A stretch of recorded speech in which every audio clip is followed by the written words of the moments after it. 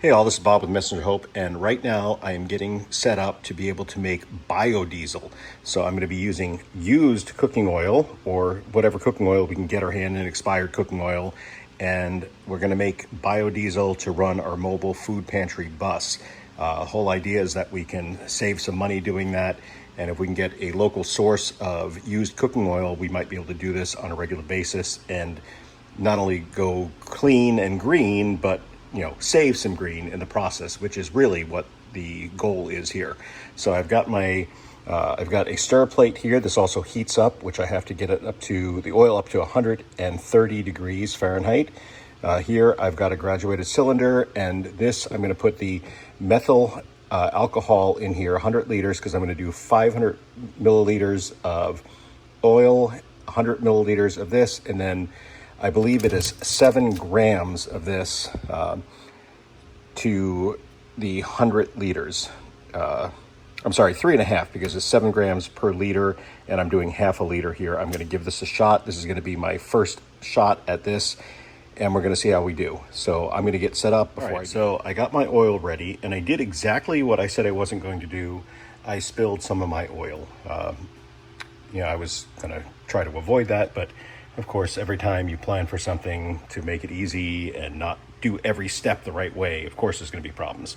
So I had to change this out. I was going to use this to heat it up, but I realized this is plastic and I might melt that, and I don't want to do that. So I got a glass vial here, and I'm going to get the oil going. I'm going to turn the heat on. And this is the first time. I don't know what to expect and how long this is going to heat up, but I have a thermometer here, which I'm going to turn on, hopefully with one hand. It would help if I hit the right button.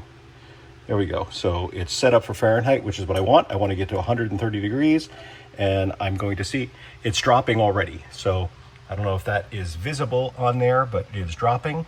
I've got to get that up to 130 degrees, and while that's going, I'm going to get my methanol into here, 100 milliliters, and put in my 3.5 grams of sodium hydroxide. I've got my 3.5 grams of sodium hydroxide, and because I know this stuff will suck moisture out of the air and ruin it, I have sealed the container back up and put it in a gallon Ziploc bag. So the next thing is to put the methanol in here, which I'm going to do off camera again because it's very hard to do that while I am actually holding my phone. Oil is starting to heat up. It's already to 98.4, and that could be because the heat, it's the thermometer is right against the element, so I'm going to lift it up a little bit. 99, it is going up. I got to get it to 130 degrees Fahrenheit. Now I've got my 100 milliliters of my methanol, and I am so glad I was wearing gloves, because even though I had planned not to spill it, I dribbled a little bit on the outside of the glass. I've got my gloves off right now. I'm going to put a fresh pair on because I didn't want to get it on anything. So I'm going to put a fresh pair on before I put my sodium hydroxide in here to dissolve. Because I've done this so well without spilling anything yet, of course I'm going to try to do this on camera to show you what I'm doing. Now that is...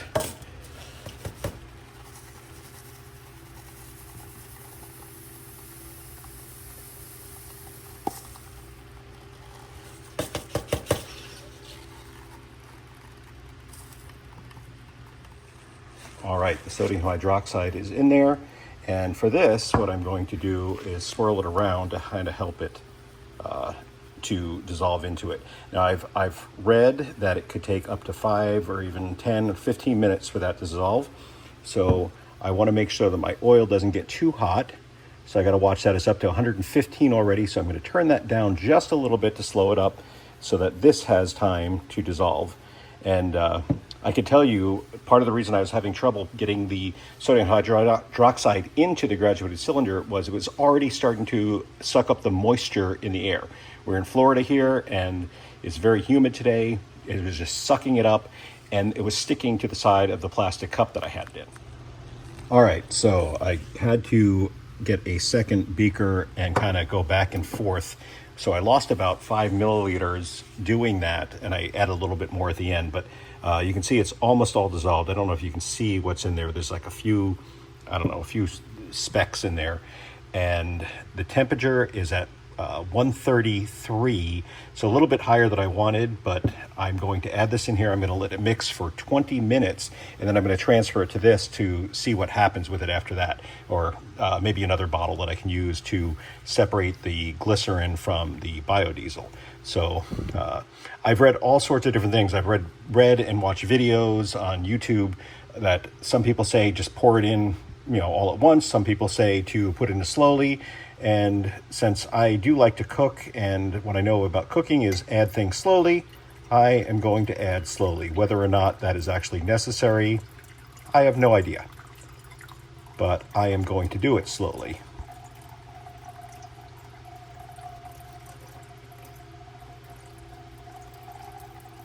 So you can see that it has changed color to like an amber, like a light amber color there. And it's actually looking good. That's what I expected it to do.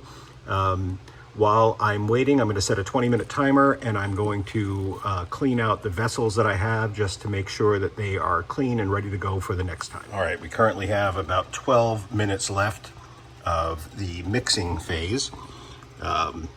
It's gotten a little bit darker, so that amber color has gone away. And I mean, right now it just seems like this is what it should be doing.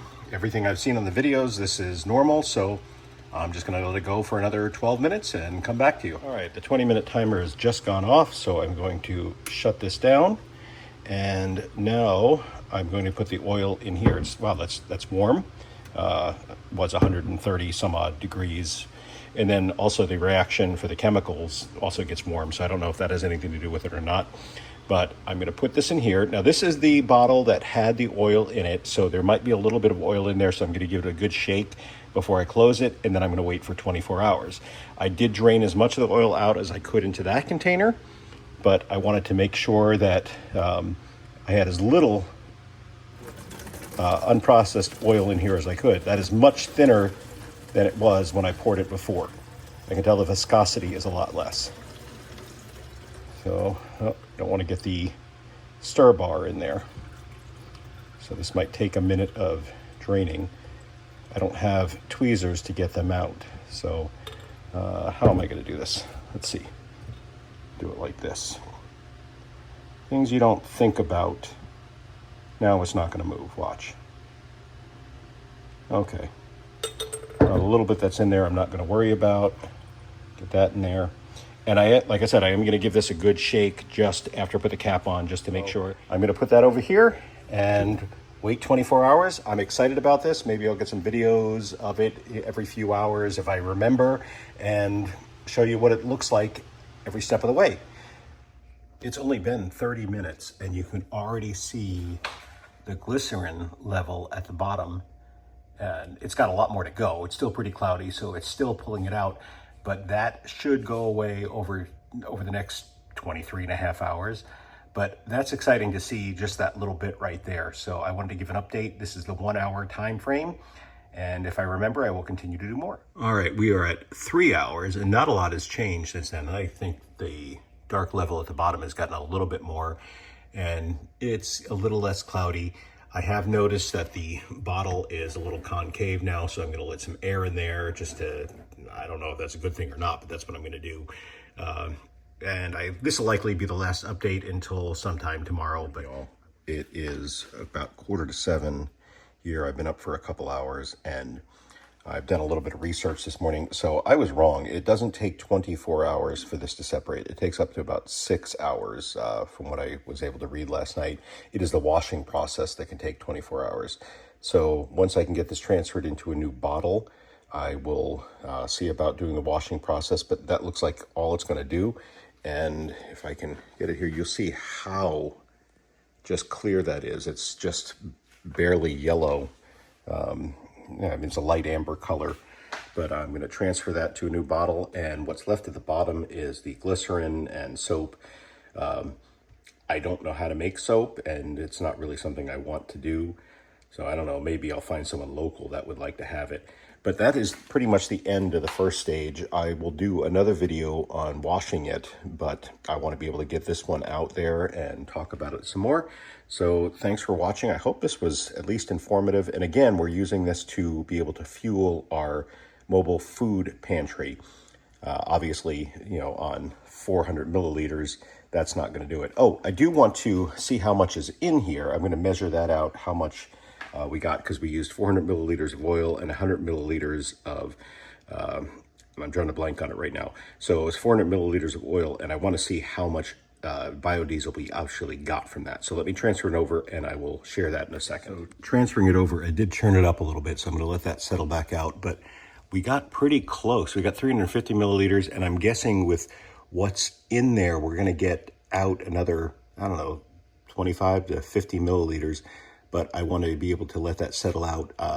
The problem was the glycerin was not completely solid, and it just fell over, and it kind of contaminated what was left. So I'm going to let that settle out some more. I might put it in something else to let it set it out so it's a little easier to transfer. All right, so I put it into another measuring cup, and it looks like it's about 100 milliliters in there, but you can already see that it's starting to separate out. So some of the glycerin is definitely in there. We'll see what that's like, but I wanted to show you this. So that's the glycerin at the bottom. I've seen in some videos where it turns hard. This is obviously quite loose and kind of like a jelly almost. You know, kind of like the hard top of a gelatin dessert when it sits in the refrigerator too long, the gross part. But I know that we can take this, the used oil and glycerin mix, and put it back in. You take out as much of the glycerin as you can, you put it back into your used cooking oil, and you do it next time, so you're not really wasting it. But I'm going to get rid of the glycerin because I don't really have any use for it, and I don't know how to make soap, like I said. So this is stage one. Stage two will be washing it, and I don't know, I'm pretty encouraged by the fact that we did 400 milliliters of oil, and we're probably going to get right around 400 milliliters of biodiesel back. So this is the last update for this particular video. So you'll see the biodiesel that I have here, and I did measure it out. There's approximately 400 milliliters, which is what I started with of oil, not including the catalyst that I use, the chemical reaction catalyst. And here is some of the leftover glycerin and soap, which I have read. You can already see like there's a fine line there. So I'm going to let that go. Now this you can save, the liquid part you can save and redo this, and you know, you'll get more biodiesel out of it. You can either mix it back into the oil, or you can save a bunch. So I'm going to just save a bunch and see what happens, and see how much biodiesel comes out, because it'll still settle out. The glycerin will still precipitate out, and this is the biodiesel. So I got 500 milliliters rather, and I'm just gonna see how this works. I'm gonna use it as proof of concept. I will do a washing video shortly, so once I have that stuff in place, I'll show you what that looks like. But guys, thanks for watching, and remember, this is for a nonprofit, so we hope that this will be able to help us save some money on our fuel costs, which is extremely expensive, especially now. Thanks for watching, guys. I will catch you soon.